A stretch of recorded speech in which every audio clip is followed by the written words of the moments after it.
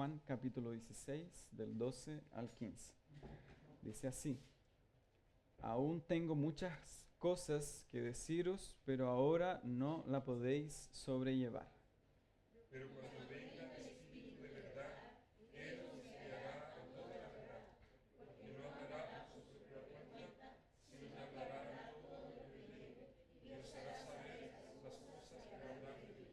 Él me glorificará, porque tomará de lo mío y os lo hará saber. Todo lo que tiene el Padre es mío, por eso dije que hablará de lo mío y os lo hará saber. Amén. Es la continuidad entonces de las palabras de Jesús que ya hemos estado analizando los últimos domingos, y ustedes recuerdan que Jesús ya está a un par de horas solamente de ser entregado en la cruz del Calvario por amor a su pueblo. Y entonces Él se dirige de forma muy especial a sus discípulos, a sus apóstoles, y les anuncia entonces, les habla al corazón de que Él tiene que irse, de que Él no solamente se va a ir y los va a dejar solos, huérfanos, sino que enviará al Consolador, el Espíritu de verdad, del cual nosotros ya habíamos comenzado a estudiar y meditar. Y el Señor hasta este momento les había dicho ya tantas cosas a sus corazones. Sin embargo, ustedes recuerdan que el corazón de los discípulos aún era muy pequeño, un discernimiento espiritual muy disminuido, corazón muy infantil todavía para con respecto a las cosas de Dios. No entendían las palabras de Dios en muchos ámbitos, y lo más probable es que en este mismo instante ni siquiera entendían del todo lo que Jesús les estaba diciendo. Y se enfrascaban en diversas disputas y discusiones en sus mentes cuando ustedes recuerdan perfectamente que ellos disputaban sobre quién iba a ser el mayor, o cuando ellos querían saber quién se iba a sentar a la derecha, a la izquierda en su trono. Ellos sinceramente no entendían nada. De hecho, después vamos a ver en los próximos domingos que Jesús les dice que que por un poco de tiempo le verán, después no le verán, pero luego Él se va a manifestar a ellos, y la Escritura dice que ellos se decían entre ellos que a qué se refiere Jesús con eso, que no entendían todavía que Él tenía que entregar su vida y que iba a resucitar nuevamente, no entendía nada de eso. Entonces ellos decían, a qué se refiere cuando dice que va a estar, después un poco de tiempo no, después sí? Y Jesús entonces, con mucho amor y con mucha misericordia, siempre los trató, así como también nos trata a nosotros en nuestra vida espiritual, porque nunca hemos estado tan lejos de los discípulos, ¿cierto? Nunca hemos estado en un ámbito tan superior a ellos para que podamos menospreciarlo, sino que durante toda nuestra vida cristiana el Señor también tiene mucha compasión, mucha misericordia de nosotros en nuestro entendimiento espiritual. Si nosotros consideramos 5 o 10 años atrás en nuestra vida, habían tantas cosas que no entendíamos, no lográbamos ver, no lográbamos entender los planes de Dios para con nosotros. Pero cuando pasa el tiempo nosotros comenzamos a comprender y ver que la mano del Señor ha sido misericordiosa con nosotros y no nos ha desechado, a pesar de nuestro entendimiento espiritual a veces tan entenebrecido.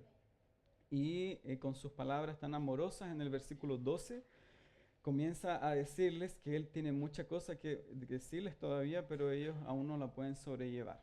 Nosotros sabemos que el Espíritu todavía no había venido con gran poder sobre la iglesia, como ocurrió en Hechos 2, por tanto el entendimiento de ellos era pequeño, porque el Espíritu aún no se derramaba, no ampliaba todavía la visión que ellos tenían con respecto al reino, de tal forma que muchas cosas ellos todavía no entendían. Sin embargo, nosotros vemos que desde Hechos capítulo 2 en adelante, que ya fue de hecho una serie que ya se predicó en nuestra iglesia hace años atrás sobre Hechos, allí entonces el Espíritu es derramado sobre ellos y ellos en verdad logran entender las verdades espirituales. Y en Hechos capítulo 2 para adelante nosotros comenzamos a leer que los discípulos recordaron las palabras de Jesús, entendieron que los profetas se referían a Él en la cruz y comenzaron a entender toda la doctrina bíblica después de la visita del Espíritu Santo.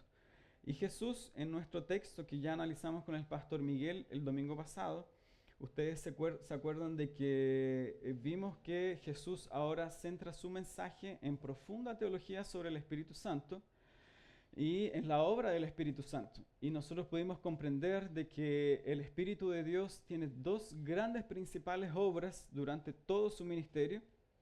Y la primera es con respecto al mundo.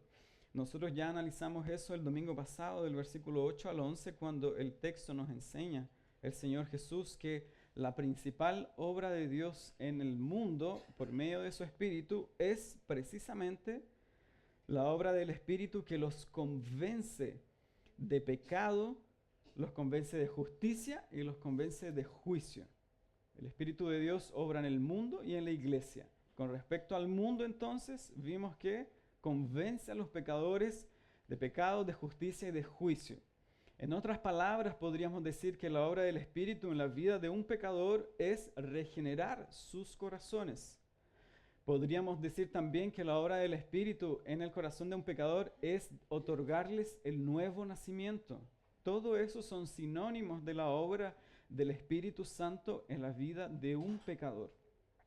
Lo convence de pecado, le muestra la ley de Dios, les muestra cuán santo, justo y altos son los caminos de Dios en su ley, de tal forma que usted ni yo lo puede cumplir nunca.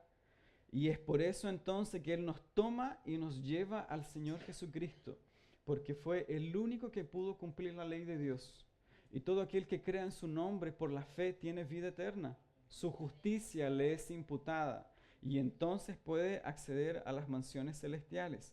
Pero esa obra comienza convenciendo al pecador de sus pecados. Ahí comienza entonces el mensaje del Evangelio. El mensaje del Evangelio no es solamente sobre lo que Dios puede hacer, los grandes milagros que Dios puede hacer en la vida de una persona. Ustedes ya hemos comprendido eso y hemos estudiado de que muchas veces las personas, cuando uno les pregunta de qué se trata el Evangelio, no saben respondernos, ¿cierto? Uno se complica, se comienza a complicar y a dar vueltas con respecto a la respuesta y comienzan a decir que en verdad lo que significa la obra de Dios en nuestra vida es que Dios, dicen ellos, ha hecho milagros en mi vida. ¿Sí? Parte, puede ser. Otros dicen que Dios sanó una enfermedad que yo tenía. Otros dicen que Dios me ha bendecido. Eso no es el Evangelio en primer lugar.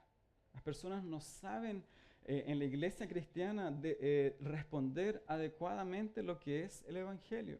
El Evangelio siempre comienza con la obra del Espíritu en un pecador, convenciéndolo de pecado, lo que él es, su transgresión, su maldad, lo que él ha hecho con respecto a Dios, transgrediendo cada uno de sus mandamientos. Lo convence de pecado y lo lleva al Señor Jesucristo. Esa es la obra del Espíritu Santo. Cuando el apóstol Pablo dice que la ley de Dios es nuestro ayo, nuestro amo, nuestro guía para llevarnos a Cristo. Él nos toma de la mano, nos lleva a la ley, después que nosotros vemos que no podemos hacer nada con respecto a la ley, nos quebranta el corazón y nos lleva al Señor Jesucristo. Esa es la obra del Espíritu en el mundo. Él obra convenciendo a los pecadores de pecado, de justicia y de juicio. Y en segundo lugar, ahora nosotros vemos que la obra del Espíritu Santo no solo se da en el mundo, sino que también se da en la iglesia de Dios. Eso es lo que nosotros tenemos en nuestro texto. El Señor dice, cuando el Espíritu venga, en Hechos capítulo 2, no es que el Espíritu no haya estado anteriormente, que nosotros podamos hablar de su venida como una venida sin haber visitas de parte suya en el Antiguo Testamento, porque algunos pueden afirmar eso, de que el Espíritu de Dios, cuando el texto dice que cuando Él venga, habla de su venida, es porque no estaba presente en el Antiguo Testamento. Y nosotros obviamente rechazamos esa idea, porque el Espíritu de Dios ya estaba presente desde el inicio, desde Génesis. En el principio ya la palabra nos dice que el Espíritu se movía sobre la faz de las aguas y comenzó a trabajar en el corazón de los hombres, porque no es posible que Abraham haya sido el padre de la fe sin una obra del Espíritu en su vida. Es posible que David haya escrito tantos salmos como los que nosotros tenemos sin la obra del Espíritu de Dios en su vida. Y la vida de todos los santos de Dios en el Antiguo Testamento, ninguna de ellas pudo haber sido como fueron sin la obra del Espíritu en sus corazones. Abraham no pudo creer sin una obra del Espíritu de Dios en su corazón. El Espíritu comenzó a operar y trabajar en esos corazones desde siempre, desde el Antiguo Testamento. Entonces Jesús habla de cuando Él venga con poder, como lo hizo en Hechos capítulo 2, estableciendo así, por decirlo, la iglesia de Dios como se hizo. Era la promesa del Padre. Dice entonces Jesús que cuando Él venga, el Espíritu de verdad, Él nos guiará a toda la verdad. O en una traducción mucho mejor, podríamos decir que el Espíritu nos guiará en toda la verdad. No a toda la verdad, como en un sentido de que ellos no conocían la verdad. Ellos ya conocían la verdad. Estas palabras están siendo dirigidas a los apóstoles en primer lugar. Y ellos ya habían estado con Jesús durante 3 años y medio aproximadamente. Ya conocían la verdad. No es que ellos iban a conocer una verdad más superior de lo que habían conocido hasta el momento, sino que el Espíritu los guiaría en toda la verdad que ya conocían, abriéndoles el entendimiento, abriéndoles el corazón para que pudiesen entender las palabras de Jesús. Porque Él no va a hablar, dice el Señor, el Espíritu no va a hablar por su propia cuenta, sino que hablará todo lo que oyere y os hará saber todas las cosas que habrán de venir. Entonces, en primer lugar, nosotros, ¿qué podemos ver, amados hermanos? Podemos hacernos una pregunta. ¿Qué significa cuando el texto nos dice que el Espíritu nos va a guiar en toda la verdad? A los apóstoles en primer lugar y obviamente a todos los cristianos. ¿Qué significa eso? Que nosotros vayamos a ser guiados por Él en toda la verdad. Cuando el texto dice que Él nos guía, esa expresión puede ser traducida de varias maneras de forma más precisa. No es solo guiarnos, ¿cierto? Como acompañándonos, usando nuestro entendimiento o nuestras fuerzas junto con la de Él, sino más bien Él nos toma de la mano, Él nos lleva adelante en el camino de la verdad. Él nos acompaña en el camino de la verdad siendo Él el protagonista. No somos nosotros, no es Él con nuestra capacidad, sino Él abriendo nuestro entendimiento para comprender la verdad de Dios. En primer lugar, podríamos decir que Él guía a los cristianos, a los apóstoles en primer lugar, en toda la verdad, porque Él los inspiró. Como nosotros leímos en el devocional, Él inspiró a los santos hombres de Dios para que pudiesen registrar todas las palabras de Jesús de forma clara, precisa, en el Nuevo Testamento. Ellos, cuando Jesús estaba dirigiendo estas palabras, los discípulos aún no tenían el Nuevo Testamento como nosotros lo tenemos hoy día. Ellos tenían el Antiguo Testamento completo y las palabras de Jesús, pero no tenían las cartas del apóstol Pablo, ¿cierto? Ustedes lo saben. Entonces, pasado el tiempo, el Espíritu vino sobre ellos y ellos pudieron entonces recordar todas las palabras de Jesús y dejarlas registradas para los cristianos por todos los siglos, por todas las épocas y para siempre.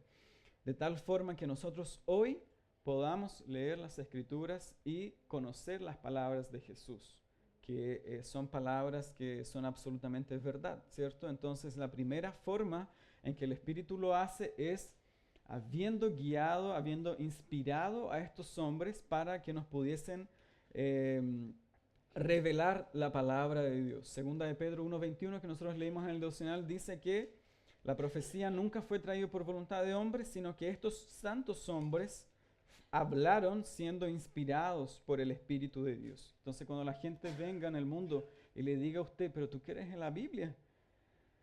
Sí, la Biblia es la palabra de Dios, no la contiene, es la palabra de Dios. Entonces ahí le van a decir, pero la Biblia fue escrita por hombres. En las clases de religión de los niños en la media, que son clases tan diminutas y pequeñas con respecto a la verdad, le van a decir, pero la Biblia fue escrita por hombres. Entonces ahí usted se queda, no, ¿cierto? Fueron santos hombres inspirados por Dios. Dios los tomó, su espíritu, los inspiró, les reveló la voluntad de Dios especial Podríamos decir que los insufló, la palabra fue, la inspiración salió del propio Dios como llenar un globo, por decirlo así. Entonces se llena y ese mismo acto fue lo que ocurrió con estos santos hombres de Dios. Fueron inspirados por el Espíritu. El Espíritu llevó en consideración la cultura, llevó en consideración el idioma, el carácter de muchos de ellos, pero en este proceso glorioso de registrar las palabras de Dios, fueron inspirados por el Espíritu de Dios. Ellos eran la propia voz de Dios, hablan con autoridad divina, de tal forma que sus escritos no son escritos meramente humanos, como nosotros tenemos los escritos de los poetas, de Allende, de Isabel Allende y todos ellos, etc. Estas palabras no son como las palabras de los hombres, son palabras en las cuales nosotros encontramos vida. Son palabras en las cuales nosotros encontramos poderosas enseñanzas que nos llevan a un conocimiento más profundo de Dios. Él entonces los inspiró y entonces tenemos registradas las palabras de Dios en el Nuevo Testamento. En segundo lugar, nosotros podríamos ver de que el Espíritu de Dios, nosotros podemos aprender de este texto, Él obra en profunda concordancia con la palabra de Dios. Nunca, hermanos amados, olvídense, ustedes pueden olvidar todo, pero recuerden este hecho. El Espíritu de Dios opera por medio de la palabra de Dios. Nunca aparte, nunca podemos separar la obra del Espíritu de Dios con respecto a su palabra. Él nos guía a la verdad por medio de la palabra de Dios. Y es ahí entonces cuando nosotros tenemos a personas en la iglesia cristiana hoy que exaltan el Espíritu de Dios en detrimento de la palabra de Dios, en rechazo de la palabra de Dios. Rechazan la palabra y exaltan al Espíritu. Eso es absolutamente inviable, no es viable eso. Eso no es correcto, no es bíblico. Porque sería incluso una afrenta contra el Espíritu de Dios y su obra y su persona, separarlo de la palabra de Dios. Juan Calvino fue muy contundente en sus palabras con respecto a este tema en las instituciones de Calvino. Él dijo varias veces que hay personas, dice él, imagínense, en el año en el cual él se desarrolló, parecieran ser palabras más vivas que nunca para nosotros hoy. Hay personas, dice Juan Calvino, que con mucho orgullo se jactan de enseñar en nombre del Espíritu y desprecian las sagradas escrituras y se burlan de la sencillez de los que aún siguen, en sus palabras, dice él, la letra muerta y homicida. Así le llamaba a la gente en ese mismo tiempo, que es el mismo argumento que usan hoy con respecto al estudio serio de la palabra de Dios. Cuando alguien comienza a estudiar la escritura, entonces usan este argumento que vamos a ver más adelante de que la letra es muerta, la letra es homicida. Juan Calvino dice, el bien y la felicidad mayor que podamos desear en el reino de Cristo es ser regidos por la palabra de Dios y por su Espíritu. Nunca por lo uno o por lo otro. Siempre el Espíritu obra por medio de su palabra. No es, dice Calvino, pues un furor diabólico decir que el uso de la escritura es temporal y caduco cuando la gente dice, pero si eso ya pasó de moda.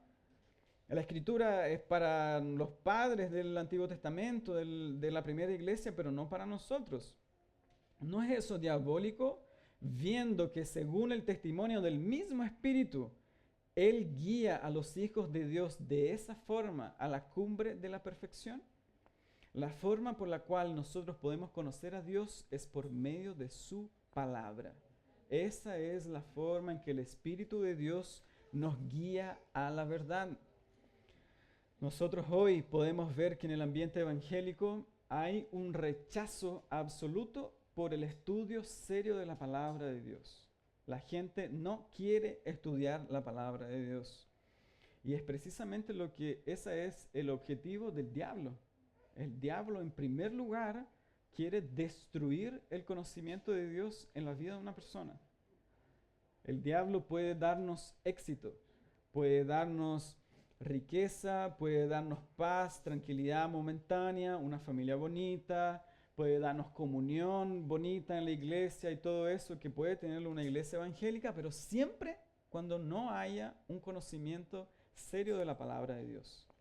El diablo, una de sus principales formas de actuar, una de sus principales artimañas, como enseñaban los puritanos, es apartar al pueblo de Dios de la palabra de Dios. Eso lo hizo por mucho tiempo la Iglesia Católica, Apostólica Romana.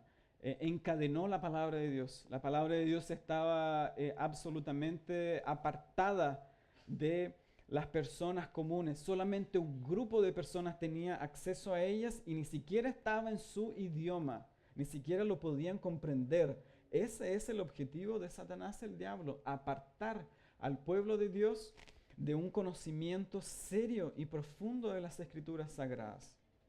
Alejan al pueblo de Dios de las escrituras sagradas. Y ahí es cuando aparece este movimiento que ustedes deben conocer, cuando se levantan estos personajes en la iglesia evangélica y dicen, pero si la letra mata, el espíritu vivifica. ¿Cómo nosotros podemos responder a eso? Dr. Lloyd Jones dijo muchas veces, lo que mata la letra es la ignorancia. La letra mata la ignorancia, no mata el espíritu nuestro interior. Ellos destruyen el conocimiento de Dios en la vida de una persona. Ellos acaban con la vida espiritual de un joven que está conociendo a Dios y comienza entonces a leer las doctrinas reformadas, las doctrinas de la gracia, y dicen, no, esta persona está yéndose por mal camino porque la letra mata. Distorcen completamente, deturpan las palabras del apóstol Pablo en el contexto en el cual fueron escritas. En ningún momento se habla de una persona que está profundamente interesada en conocer la doctrina de Dios. Cuando el apóstol Pablo se refiere a esta expresión que la letra mata, se refiere a que la ley mata al pecador. La ley muestra lo que el pecador es y lo mata, lo destruye. No lo vivifica la ley de Dios, porque la ley de Dios no puede salvar a nadie. La ley de Dios no puede llevarnos a un arrepentimiento verdadero y serio y a la vida espiritual por sí misma, solo ella. Sino que la ley de Dios nos mata en el sentido que muestra nuestro pecado y al mismo tiempo el Espíritu nos guía a la persona que cumplió la ley de Dios, y es por eso que el apóstol dice, la letra mata, pero el Espíritu vivifica. No está hablando de la letra en el sentido de un estudio serio de la palabra de Dios. Eso sería absolutamente menoscabar las palabras del apóstol Pablo. Eso sería absolutamente ridículo que los cristianos no puedan conocer la palabra de Dios, siendo que nosotros somos llamados a conocer a nuestro Dios por medio de lo que Él nos ha revelado. Calvino dice, el Espíritu de Dios está de tal manera unido y ligado a su verdad, manifestada por Él mismo en las Escrituras, que Él descubre, muestra la potencia de las Escrituras, cuando a la palabra se le da la reverencia y dignidad que se le debe. El Señor juntó y unió entre sí, como con un nudo, para siempre, la certidumbre del Espíritu y de la palabra por todos los siglos. Nunca podemos separar el Espíritu de Dios de su palabra. Él fue el que inspiró a los hombres de Dios. Él fue el que exaltó la palabra de Dios. Él es el que guía a los cristianos por medio de la palabra de Dios. Un conocimiento verdadero, serio, profundo con respecto a Dios, no lo logramos mirando el cielo, no lo logramos mirando las estrellas, sino conociendo a Dios por medio de su palabra. Esa es la forma correcta. Y en último lugar, nosotros podríamos decir que el Espíritu, cuando Él nos guía a su verdad, Él nunca va a hacerlo en contradicción a las propias enseñanzas de Cristo y del Padre. El texto dice, Él no hablará de sí mismo, sino que de lo que Él oyó, Él va a hablar. Y con respecto a las palabras que oyó de Cristo, a las palabras que Él oyó del Padre, hablará y os hará saber todas las cosas que han de venir. Él siempre obra en concordancia con todas las personas de la Santísima Trinidad. Nunca lo hace aparte. Entonces, cuando usted comienza a escuchar a este tipo de personas absolutamente usadas por el demonio, por el diablo, cuando comienzan, yo he visto diversos videos durante la semana, incluso estuve buscando algunas predicaciones de ellos o extractos para saber lo que enseñan. Ahí usted tiene a esta mujer que se llama Ana Maldonado. Terrible el caso de esta mujer, y comienza ella a ordenar a los ángeles que busquen sus joyas que están perdidas. Se me perdieron, dice ella, unos anillos, unos aros y unos aretes. Dice ella, yo les dije a los ángeles, vayan inmediatamente a buscar mis joyas y me las traen de vuelta, porque mis ángeles yo no los tengo durmiendo. Dice ella, ya usted que los tiene durmiendo, pero yo no. Dice ella, así que yo los mando a trabajar, a trabajar. Dice, ¿cómo es eso? Después yo me acuerdo que vi un video de un pastor metralleta que comienza a ungir a las personas haciendo como que le está disparando. O estas personas que tienen ahí una rosa ungida, tienen un vaso ungido, tienen la silla para el Señor aquí encima del púlpito, tienen la vara de Aarón, tienen los pedazos de túnicas de Jesús y todo eso. Y se guían como por esos amuletos y guían a las personas para confiar en ese tipo de objetos. A ese nivel se han reducido sus mentes y su entendimiento. ¿Dónde está eso en toda la Escritura Sagrada? ¿Dónde está el pastor metralleta? ¿Dónde está que nosotros tenemos que ordenar a los ángeles? ¿Dónde está que nosotros tenemos que andar en las nubes? Si Cristo caminó sobre el mar y Él dijo que obras mayores los cristianos van a hacer, entonces nosotros caminamos sobre las nubes y nosotros comenzamos a ordenar los ejércitos celestiales y todo ese tipo de abominaciones que la gente habla. Eso es tan antiguo, eso no es nuevo, eso es muy antiguo, desde hace en el año 1400, 1500 atrás, 400, 500 años, la gente ya usaba este tipo de misticismo. En la Iglesia Católica Apostólica Romana hasta el día de hoy, ellos son muy dados con este tipo de reliquias, muy dados con las reliquias. Ellos hablaban mucho de la leche de María, de un trozo de la cruz de Jesús, de unas gotas de la sangre de la cruz que la guardaron en un frasco, del lugar donde Jesús apoyó su mano, del sudario de Jesús, y todo eso como si eso tuviera poder. La gente siempre anda en búsqueda de eso, de poder, de cosas milagrosas, de cosas extraordinarias que pudiesen ocurrir en su vida, en menosprecio de la palabra de Dios.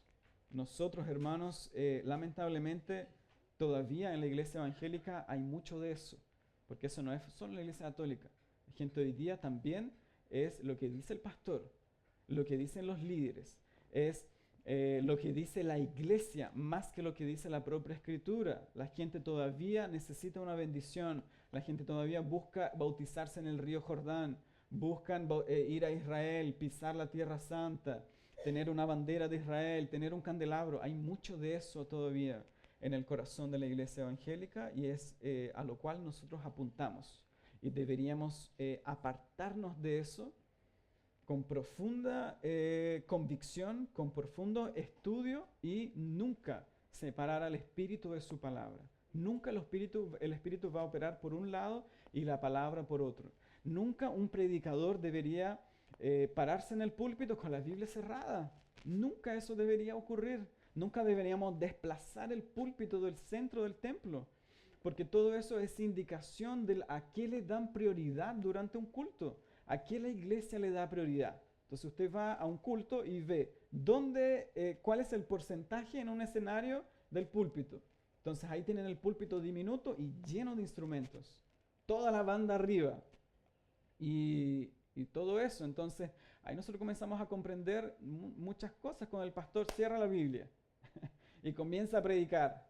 Entonces, ¿en base a qué enseña? ¿En base a qué predica?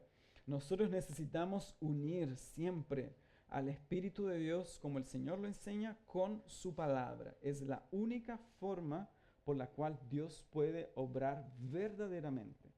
Cuando en el año 1517 la Biblia estaba encerrada y encadenada y había densas tinieblas sobre la faz de la iglesia, hubo un hombre que comenzó a leer la Biblia.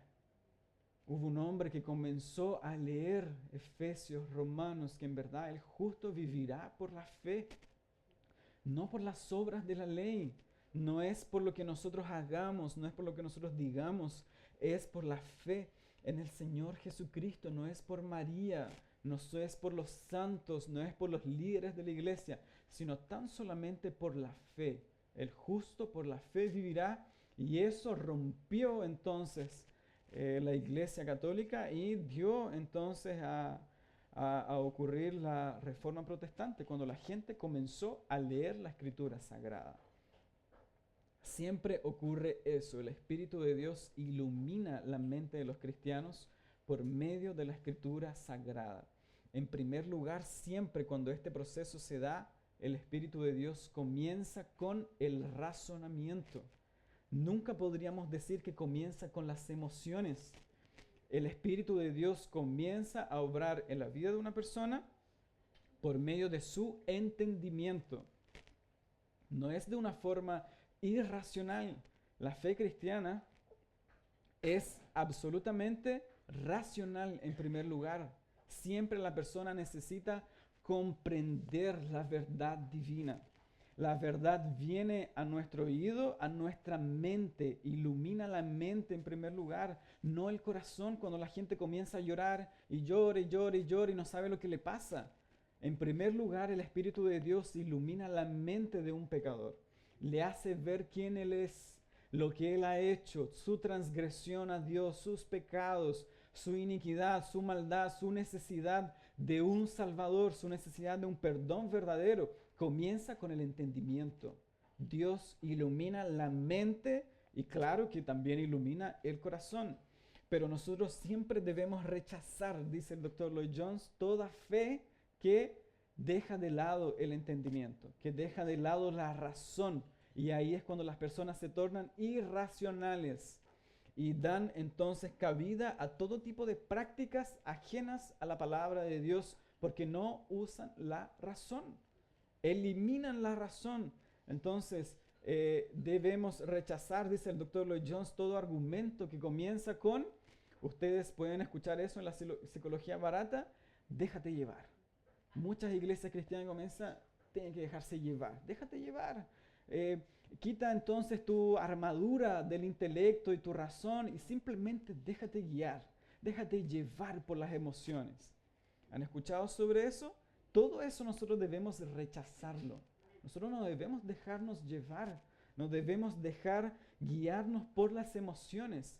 El Espíritu obra en primer lugar usando nuestro entendimiento espiritual. Cambia nuestra mente, cambia nuestro ser, de tal forma que el apóstol Pablo dice que siempre debemos renovar nuestro entendimiento, nuestra razón. Él dice que hay que cantar con el entendimiento, con la razón. Siempre debemos hacer eso en primer lugar. Y es obvio que las emociones el cristiano no las quita de su vida. De tal forma que el Espíritu obra en mi vida y lo más probable es que esa persona sea quebrantada a tal punto que inclusive es muy probable que ni siquiera pueda contener sus lágrimas. Porque eso ocurre cuando el Espíritu viene sobre una persona. Todo esto se da de forma concomitante. Obra en mi vida, en mi mente, mi corazón, mi ser, mis emociones, todo mi ser completo. Y esa es la gloria del Evangelio. Que no reparte el ser humano, no divide el ser humano, sino que lo ve como un ser completo, con mente, corazón, espíritu, emociones. Y eso fue lo que ocurrió, ustedes recuerdan, con la mujer pecadora. Lo más probable es que cuando ella se encontró con Cristo, ella recordó, se le vinieron a su mente todos sus pecados cometidos, todas sus transgresiones, su iniquidad, toda su vida de pecado cuando se encontró con el Señor Jesucristo y no pudo detener sus lágrimas. Un pecador cuando se encuentra con Cristo, su vida cambia por completo. Aquí no es como venir a la iglesia. Yo no tengo idea en el estado que usted llegó hoy día. No tengo idea, quizás una doble vida que usted pueda llevar. Sus pecados cometidos, no tengo la menor idea. Porque eso es muy fácil engañar a los hombres. Es muy fácil engañarnos a nosotros y llevar una vida espiritual. Pero cuando alguien se encuentra con Cristo, no es así. Cuando alguien se encuentra con Cristo, cuando Él se revela a una persona, ¿quién puede colocarse de pie delante de su majestad? El Espíritu obra en nuestra mente, en nuestro corazón, en nuestro ser, y nos lleva entonces a un profundo quebrantamiento espiritual. Eso es lo que ocurre cuando el Espíritu nos guía entonces en la verdad de Dios. Siempre nos lleva a las palabras de Cristo. Y entonces, en segundo lugar, veamos hoy para terminar, el Espíritu de Dios, dice el texto, glorifica el nombre de Cristo. Eso es la segunda obra del Espíritu en medio de su pueblo, en medio de la iglesia. En primer lugar, nos guía en la verdad. Y en segundo lugar, el Señor dice, Él me glorificará. El texto no dice, el Espíritu se glorificará a sí mismo, o que el Espíritu traerá gloria a los hombres, porque eso es lo que hay mucho en el día de hoy, mucha gloria para los hombres. El Señor dice, el Espíritu me va a glorificar a mí, tomará de lo mío, os lo hará saber, porque todo lo que tiene el Padre es mío, Él tomará de lo mío y os lo hará saber. ¿Cómo es la forma principal entonces ahora por la cual el Espíritu de Dios glorifica el nombre de Cristo Jesús? No es exaltando a los hombres, no es exaltando a los líderes de la iglesia, no es exaltando la música dentro de una iglesia. El doctor Lloyd Jones escribió en 1950, 1960, y decía que lo primordial de ese entonces, en esa época, la necesidad más urgente de la iglesia cristiana no era cantar. Y eso parece como que ser una profecía para los días de hoy. La prioridad de la iglesia cristiana no es cantar. Nosotros cantamos mucho. La iglesia evangélica es muy dada para el canto y eso lo exaltan de tal forma que eso es la centralidad en el culto cristiano. Nosotros no necesitamos cantar. Lo más importante que nosotros necesitamos reconocer es que el Espíritu de Dios glorifica a Cristo cuando Él exalta las palabras de Cristo por medio de la predicación de la palabra de Dios. Juan capítulo 14, versículo 10 dice que el Señor Jesucristo, ¿se acuerdan que Él dijo? Porque las palabras que yo he hablado es la forma por la cual el Padre va a obrar. Las palabras que yo hago son la forma en la cual el Padre obra. O sea, el Padre obra por medio de su Espíritu, por medio de las palabras de Cristo. La forma en la cual Él glorifica el nombre de Cristo es por medio de la predicación de la palabra de Dios. Esa es la forma principal por la cual Dios glorifica entonces su Espíritu al nombre del Señor Jesucristo. Cada vez que la palabra es predicada, cada vez que un predicador se prepara para enseñar la palabra de Dios fielmente, lo que dice el texto que es, cada vez que eso ocurre, cada vez que las palabras de Cristo son predicadas, entonces el Espíritu de Dios glorifica el nombre del Señor Jesucristo. Reconoce las palabras del Señor Jesucristo. Es por eso que el Espíritu de Dios no obra en las sectas, por ejemplo. No obra en medio de la iglesia adventista. Por muy reverentes que ellos puedan ser, ellos deturpan la palabra de Dios. El Espíritu no opera en un lugar donde la palabra de Dios no es predicada. Él obra principalmente en el lugar donde la palabra de Dios es predicada, es explicada y es aplicada correctamente. En cada iglesia, sin importar los letreros, sin importar las placas o las denominaciones que nos dividen, no importa nada de eso. En cada lugar donde se predique la palabra de Dios fielmente, ahí el Espíritu de Dios obra y bendice la predicación de la palabra de Dios. Bendice la iglesia, bendice aquel lugar cuando Él reconoce la palabra predicada. Pastor Miguel, ustedes saben que ya usó esa ilustración diciéndonos de que es como tal cual el imán cuando comienza a recoger todo tipo de metal y todo aquello que es espurio, el plástico y todo eso, lo desecha, no lo atrae. Así es la obra del Espíritu Santo. Él reconoce cada palabra predicada. Lo espurio se queda fuera. Lo espurio no es bendecido, sino siempre el Espíritu de Dios bendice la exposición fiel de las Escrituras Sagradas. Y ustedes, hermanos, tienen mucha parte en eso. porque la iglesia es la que reconoce la predicación. Ustedes son los que tienen que tener sus Biblias siempre en mano y verificar si lo que está siendo enseñado es fiel o no a la palabra de Dios, porque así lo hacían los hermanos en Berea, que eran mucho más nobles que los de Tesalónica. Tesalónica no verificaban las palabras del apóstol Pablo, pero los de Berea sí. Y eso no es una afrenta para el predicador, sino que va a ser un motivo de gran alegría si nosotros vemos que usted comienza a abrir su Biblia y comenzar a ver lo que a usted se le enseña, está en la palabra de Dios o no. Si no está en la palabra de Dios, usted necesita desecharlo. Usted necesita congregarse en un lugar donde se predique la palabra de Dios. Imagínese cómo es el estado del corazón de una persona que se congrega en un lugar donde no se predica la palabra de Dios. Si no se predica la palabra de Dios, si no se explica, no se predica todo el consejo de Dios, ¿cómo va a estar el alma de las personas que se congregan en ese lugar? Es un estado paupérrimo, es un estado absolutamente de pobreza espiritual cuando yo me congrego en una iglesia donde no se predica la palabra de Dios. Se predica cualquier cosa menos la palabra de Dios. No hay estudios de doctrina. Porque a la gente no le interesa eso, a la gente le interesa la comunión, entonces nosotros les damos comunión. A la gente le gusta la música, entonces nosotros le damos la música. Pero a la gente no le gusta un estudio serio de la palabra de Dios, entonces lo quitamos. Eso hacen muchas iglesias evangélicas en el día de hoy. Nosotros necesitamos estar absolutamente comprometidos con la predicación de la palabra de Dios, con la predicación expositiva. Nosotros necesitamos que eso esté arraigado siempre en nuestra iglesia Bautista Reformada en Coronel y en Concepción. Eso no se puede quitar jamás, porque nosotros, los predicadores, los pastores, quizás algún día no estemos acá, algún día Dios nos saca, nos envía a otro lugar, ya no estemos aquí en años más, 50, 60 años más, pero deseamos de todo corazón que esta iglesia siempre reconozca y pida y sea fiel a la exposición de la palabra de Dios. Que esta iglesia siempre pueda anhelarlo en lo más profundo de su corazón, la predicación expositiva, porque esa es la forma por la cual Dios obra en medio de su iglesia. Algunas preguntas para que usted pueda meditar. Nosotros, yo en mi vida personal, he sido guiado en la verdad.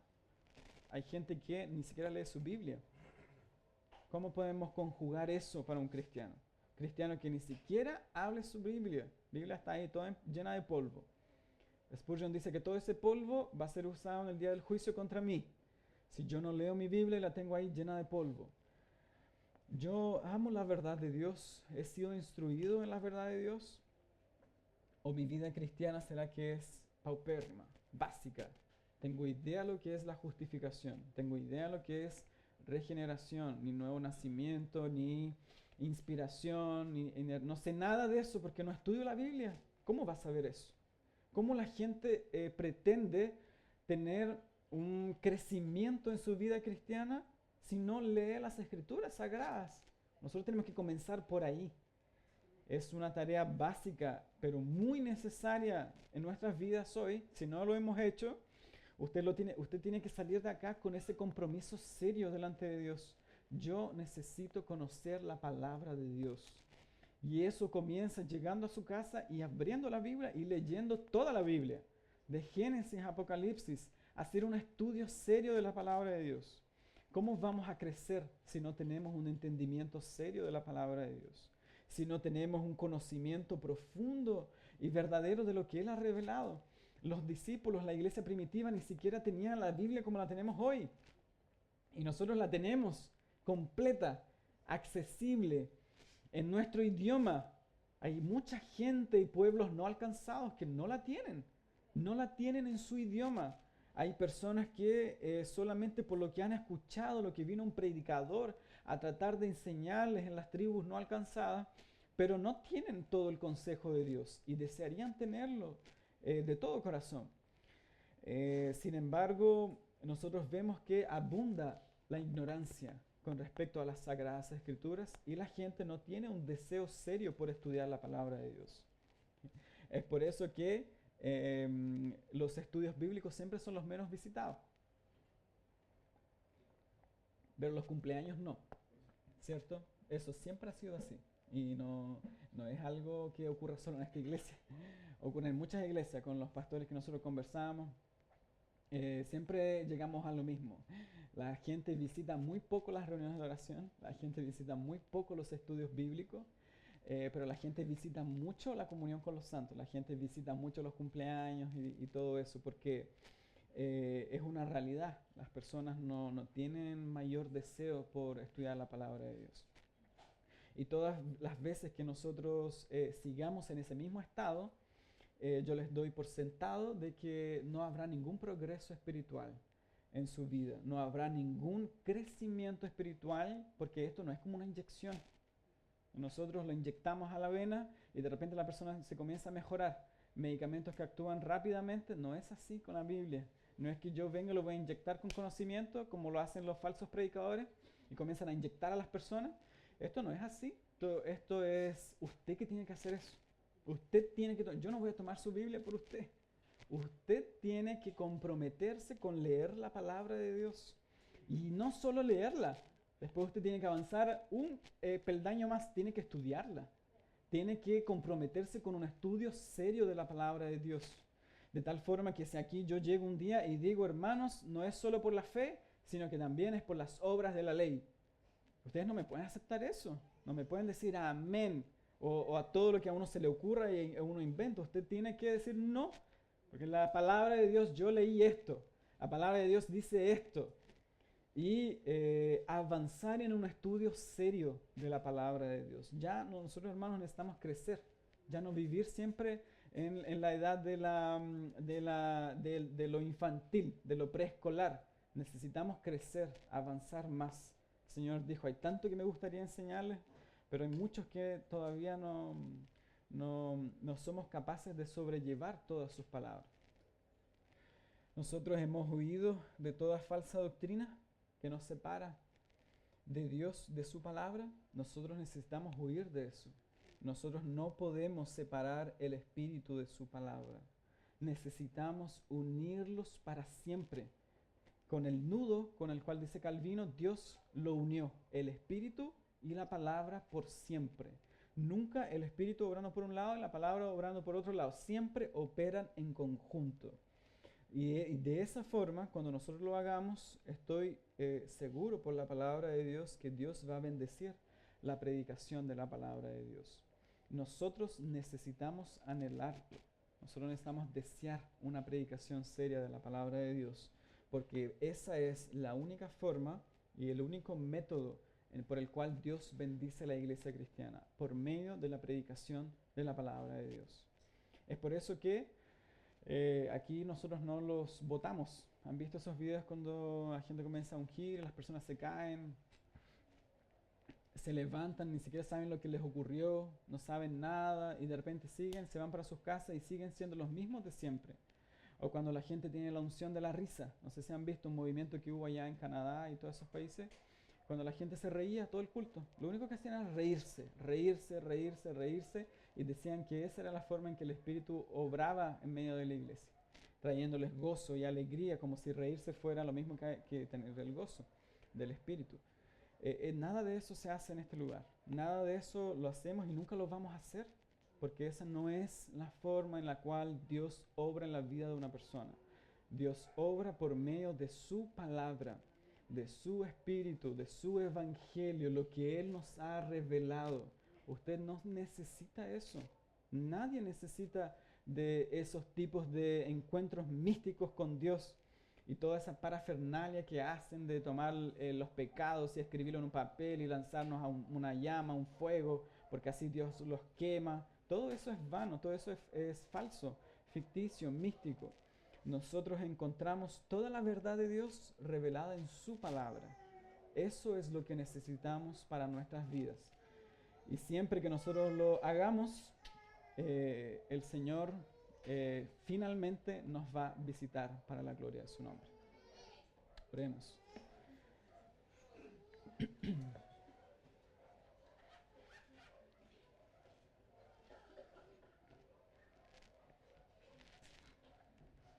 Amado Dios, amado Rey, Suplicamos en esta mañana que su Espíritu Santo pueda llevarnos a la verdad, que su Espíritu pueda guiarnos, que su Espíritu pueda enderezar nuestros pasos, Señor. Nosotros hoy nos humillamos delante de ti y nos quebrantamos delante de su presencia, porque no hemos sido los mejores, Señor. Hemos muchas veces confiado primeramente en las emociones, no hemos confiado en la palabra de Dios, no hemos escudriñado la palabra de Dios como deberíamos hacerlo. Oh Dios, que podamos actuar como el rey en el Antiguo Testamento que les dijo a sus siervos que traigan la palabra de Dios, traigan la palabra de vuelta. Necesitamos escuchar la palabra, necesitamos escudriñar la palabra. Señor, que todos nuestros pasos hoy sean enderezados por medio de la Escritura y que nosotros podamos utilizarla como una antorcha segura, firme, para todos nuestros pasos, nuestros caminos, nuestro andar como iglesia cristiana, porque la única forma en la cual el Señor nos bendice, la única forma por medio de la cual el Espíritu opera en nuestras vidas y en la vida de la iglesia, es cuando la palabra de Dios es exaltada. La palabra dice que el Señor exaltó su nombre y su palabra por sobre todas las cosas. La palabra dice que las Sagradas Escrituras son aquellas que nos pueden dar un conocimiento salvífico, son aquellas que nos pueden llevar a la verdad. La palabra afirma de sí misma que la palabra de Dios es perfecta, que convierte el alma, que hace sabio al sencillo, que limpia los pasos de los jóvenes. Todo eso lo encontramos en la revelación que tú nos has dado, Señor. Y nosotros queremos aferrarnos a eso cada día, para que sintiendo o no sintiendo, para que llorando o no llorando, nosotros podamos andar por la fe en las Escrituras sagradas, podamos recordar los textos bíblicos, porque eso es lo que nos va a sustentar en el día de la aflicción. Eso es lo que nos va a sustentar en la prueba, en la aflicción, en el dolor, en la alegría, en la pérdida de un familiar. ¿Qué nos podría dar sustento sino solamente tu palabra? Ella es la que permanece para siempre, ella es la que no tiene fin, ella es la que no puede ser quebrantada, ninguna jota, ninguna tilde va a ser quitada jamás, hasta cuando todo se cumpla. Es por eso que confiamos en su palabra y nosotros deseamos que el Señor nos ayude a tener un entendimiento más claro, más profundo de su palabra, oh Dios, de sus escrituras sagradas, y nos ayude a ser todos teólogos en la fe cristiana. Todos pueden serlo, todos pueden tener un entendimiento profundo de Dios, una profunda comprensión de la obra redentora del Señor Jesucristo, de lo que Él nos ha revelado. Todos nosotros podemos hacerlo. Abra entonces nuestro entendimiento, Señor, porque muchas veces leemos pero no entendemos nada. Necesitamos una abertura de nuestra mente, de nuestro corazón, de nuestro espíritu, de nuestro intelecto, de nuestra mente y emociones por completo, para que el Señor nos pueda renovar cada día, pueda reformar nuestro corazón, quitar todo aquello que no le agrada, limpiar nuestros caminos. Oh Dios, lo necesitamos con urgencia para la gloria de su nombre. Rogamos su bendición en el poderoso nombre de Jesús. Amén.